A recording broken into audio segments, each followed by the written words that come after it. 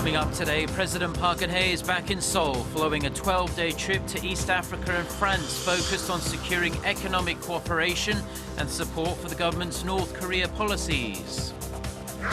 China reiterates its opposition to the planned deployment of a powerful U.S. missile defense system to South Korea. Beijing says it would affect its strategic interests. Plus, South Korea's foreign minister is in Cuba on a trip aimed at boosting relations with the Caribbean nation that has shared close ties with North Korea for decades. Stay tuned for these stories and more.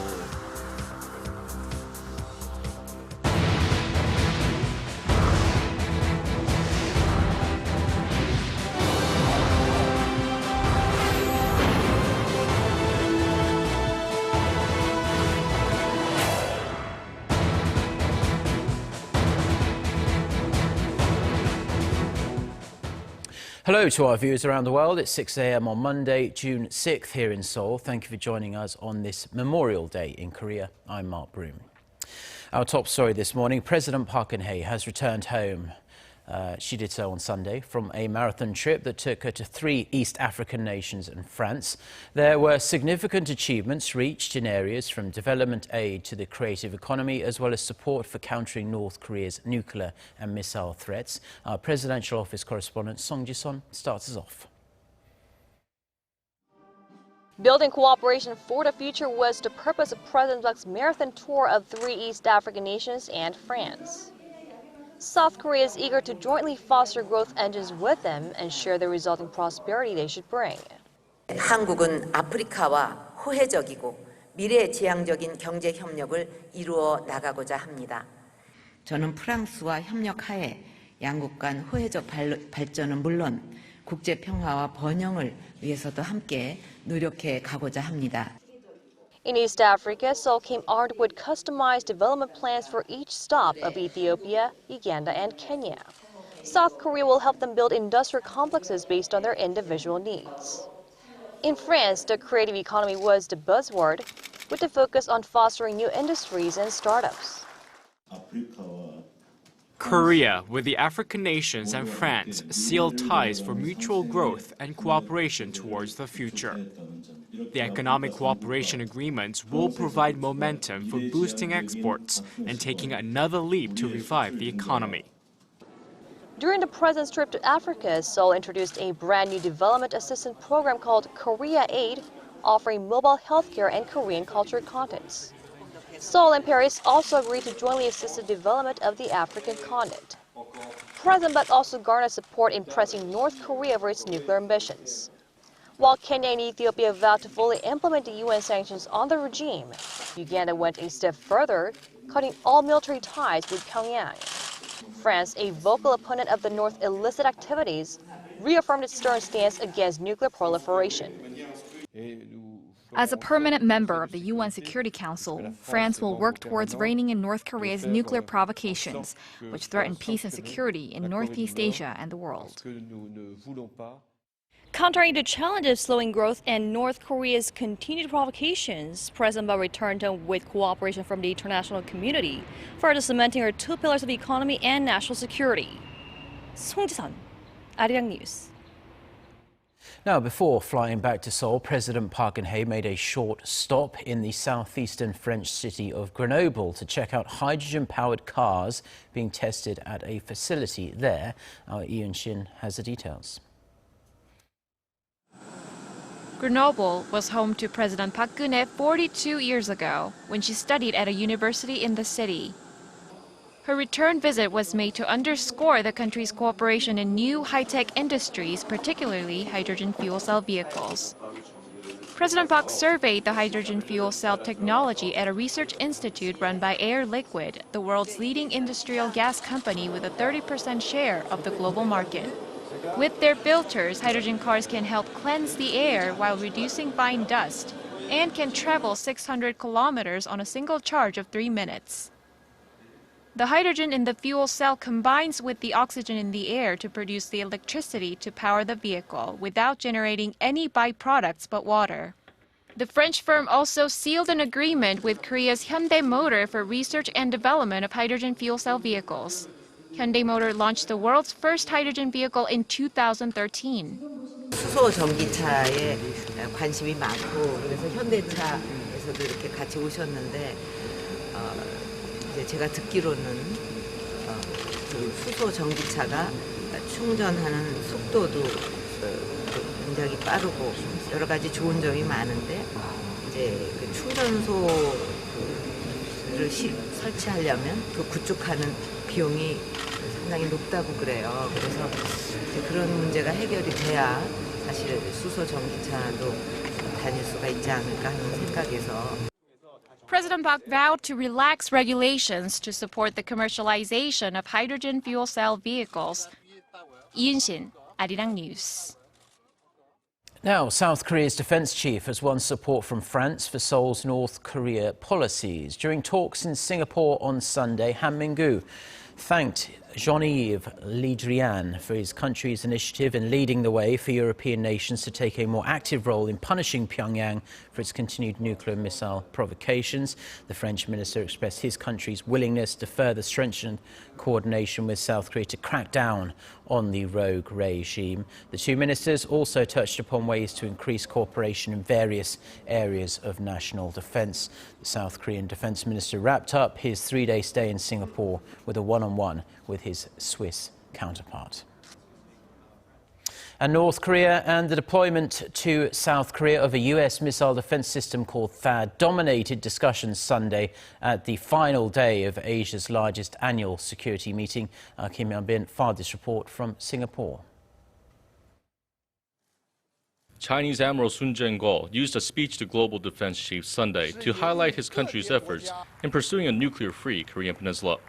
Sun took the podium on the final day of the three-day Asia Security Summit, dubbed the Shangri-La Dialogue. China has made significant efforts and has been under a lot of pressure. We have done a lot to maintain peace and stability in the Northeast Asian region and to denuclearize the Korean peninsula. The deputy chief of China's Central Military Commission added that the deployment of the U.S.-led missile defense system THAAD to South Korea will undermine Beijing's national security.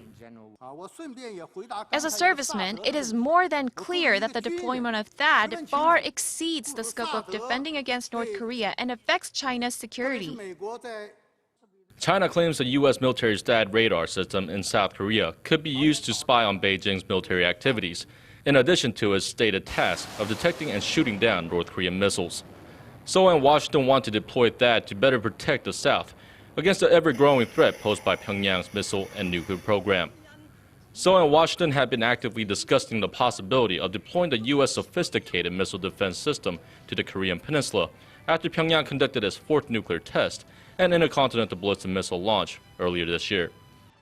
Experts say China needs to put more effort into denuclearizing North Korea and dismantling the regime's missile programs, or the issue is likely to remain a thorn in Seoul-Beijing relations. Kim Young-bin, Arirang News, Singapore. Now, staying in Singapore, and Russia has warned against excessive military responses to North Korea's nuclear provocations. Moscow's position was outlined by its Deputy Defense Minister on Sunday at the Shangri-La Dialogue in Singapore. He said Russia stands against North Korea's nuclear ambitions and it fully supports all UN sanctions on the regime, but thinks it's absolutely unacceptable to try and use the nuclear and missile issues as a pretext to change the security balance in the region. The Russian minister also called plans to deploy a US missile defense system to South Korea short-sighted and a move that could aggravate the situation. Now, Yoon Byung-se is in Cuba, becoming the first South Korean foreign minister to visit the island nation. He's looking to improve bilateral relations and encourage Havana to help turn up the heat on its longtime ally, North Korea. Connie Kim has more.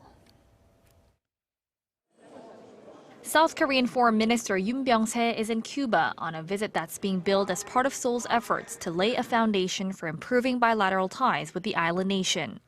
Seoul and Havana have not had any diplomatic relations since the Cuban Revolution in 1959.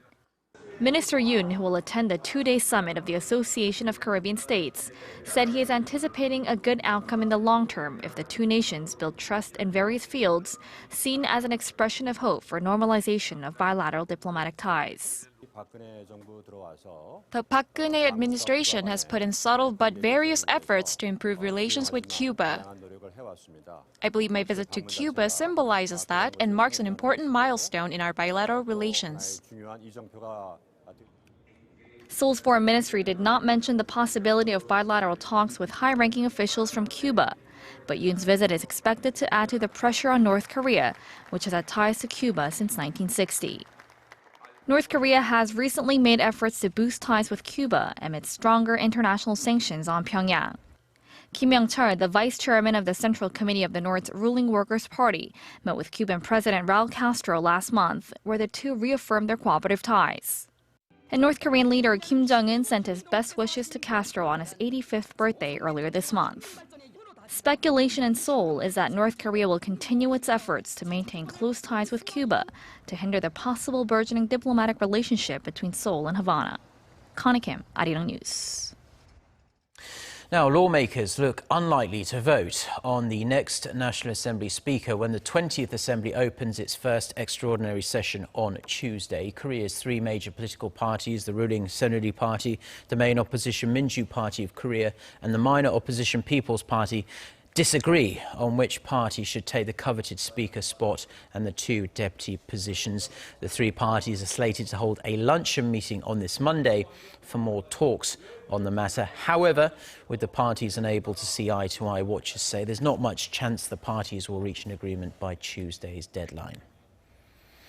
The Korean government is about to make a major investment improving social welfare for its citizens. The Social Security Committee says it has gotten the green light for a $52 billion funding package for welfare projects being carried out by 187 government departments this year. The projects are already being implemented in different corners of the nation, and with the budget boost, the departments will be able to provide more customized services. The Welfare Ministry also plans to provide greater support to efforts to grant more citizens access to such benefits. One of the largest cycling competitions in Asia got under starting orders in the southern city of Busan on Sunday. It's the 2016 Tour de Korea. Shin So-min was there and filed this report from Gumi. Cyclists suit up, gear up, and warm up for this year's Tour de Korea 2016, marking its 10th anniversary this year.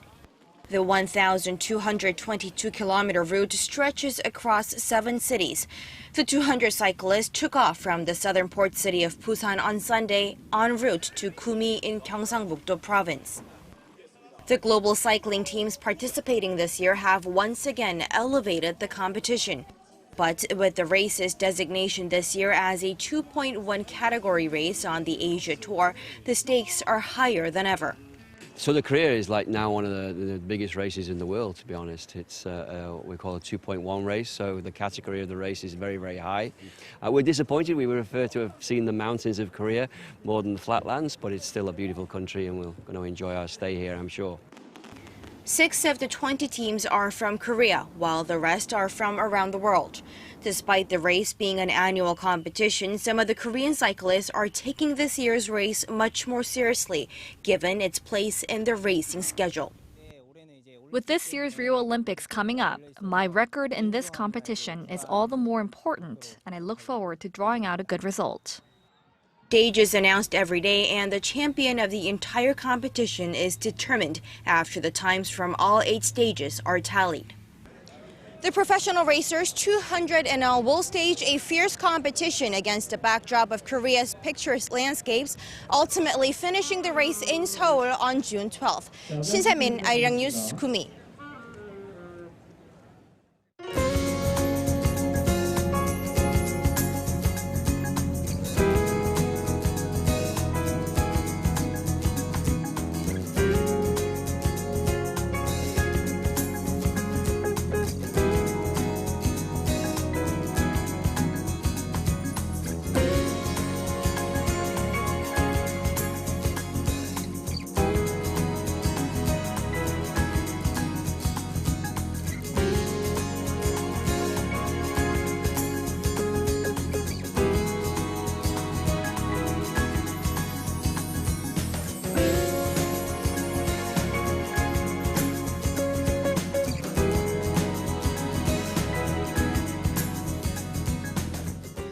Well, that's all we have for now on this Monday morning here in Seoul. I'm Mark Broom. Thank you as always for watching. I'll be back shortly before 10 a.m. Korea time. We're going to have some live coverage of President Park Geun-hye's Memorial Day speech. So until then, goodbye.